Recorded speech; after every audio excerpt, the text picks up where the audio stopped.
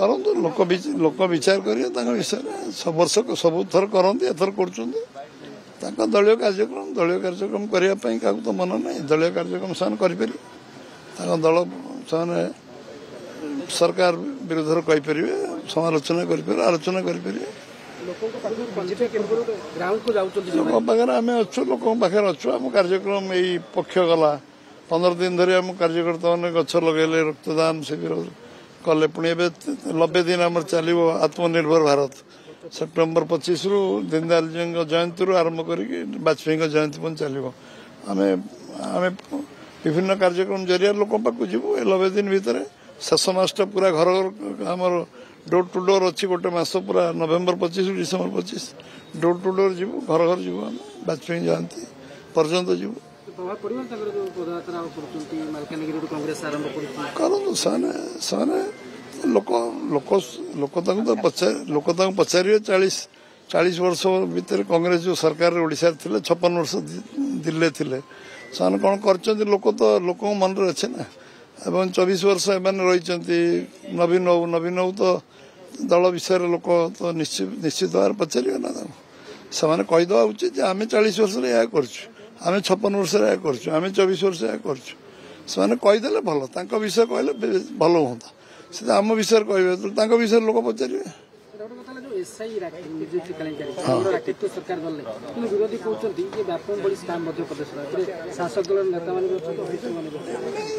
ଆମେ ତ ଥିଲେ ତ ପରୀକ୍ଷା ଆମେ କରିଥାନ୍ତୁ 5-6ରେ ବନ୍ଦ କାହିଁ କଲୁ ଆମେ ତ କରିଥାନ୍ତୁ କେଳଙ୍କାରୀ ଯଦି ଥାଆନ୍ତୁ ଆମେ ବନ୍ଦ କାହିଁ କରିଥାନ୍ତୁ ଯୋଉଠି ଜଣାପଡୁଛି ଯେ ଇଏ ଗୋଟେ କ୍ରୋନିକ ଡିଜିଜ୍ ହେଇଯାଇଛି ତାକୁ ବନ୍ଦ କରିବା ପାଇଁ ଅପରେସନ ଦରକାର ପଡିବ ମଲମ ମାରିଲେ ତ ଛାଡିବନି ଅପରେସନ କରିବାକୁ ପଡିବ କ୍ରୋନିକ ଡିଜିଜ୍ ଅଛି ଆଜି ଆମେ କରିଦେଇଛୁ କିଏ କରିଛି ତାକୁ ଇତିହାସ ପଢନ୍ତୁ ଜାଣିବେ ଯୋଉମାନେ କରିଛନ୍ତି ସେମାନେ ଚୋର କହିକି ଭିଡରେ ଚୋର କହିକି ଆଟେନସନ ଡାଇଭର୍ଟ କଲେ କେମିତି ହବ ଖସିବାକୁ କଣ ଚେଷ୍ଟା କରିବେ ଲୋକ ତାଙ୍କୁ ଶାସ୍ତି ଦେଇ ସାରିଲେଣି ଆଉ ଲୋକ ତାଙ୍କୁ କେନ୍ଦ୍ରରୁ ବିଦା କଲେ ରାଜ୍ୟରୁ ବିଦା କଲେ ସବୁଆଡୁ ବିଦା କଲେ ଆଉ ହବ ଠିକ ସମୟରେ ହବ ମୁଁ କହିଛି ଠିକ ସମୟରେ ହବ ଦିଲ୍ଲୀ ଗସ୍ତ ତ ସବୁବେଳେ ହଉଛି ଡେଲି ଆମର ମଝିରେ ମଝିରେ ମିଟିଂ ହଉଛି ଆମେ ଯାଉଛୁ ଯେତେବେଳେ ଠିକ ସମୟରେ ହବ ମୁଁ କହିଛି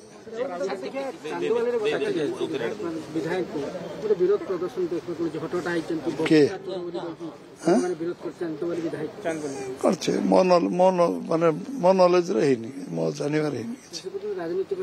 ନାଇଁ ମୁଁ ତ ଜାଣିନି ମୁଁ ତ ସେଠିକା ରାଜନୀତି କରୁଛି ମୁଁ ଜାଣିନି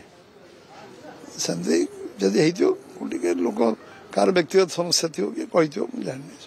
ସାର୍ ଆଉ ଗୋଟେ ବଡ଼ କଥା ଆପଣ ଦିଲ୍ଲୀ ଗସ୍ତରେ ପୁନର୍ବାର ଯିବେ ନୂଆପଡ଼ା ନିର୍ବାଚନ ରହିଛି ସେଠି କିଛି ବିଚାର ବିମର୍ଶ ହେବ କି କାହାକୁ ପ୍ରାର୍ଥୀ କରାଯିବ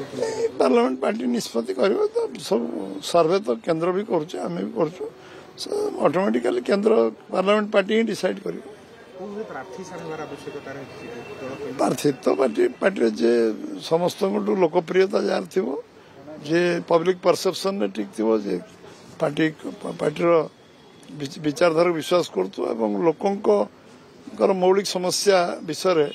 ଯାହାର ନଲେଜ ଜ୍ଞାନ ଗାରିମା ଥିବ ଏବଂ ଯିଏ ତା ପାଇଁ ଲଢୁଥିବ ସମ୍ପର୍କ ଥିବ ଜୀବନ୍ତ ସମ୍ପର୍କ ଥିବ ପ୍ରାର୍ଥୀ ତାକୁ ବି ବାଛିବ ପାର୍ଲାମେଣ୍ଟ ପାର୍ଟି ତାକୁ ବାଛିବ।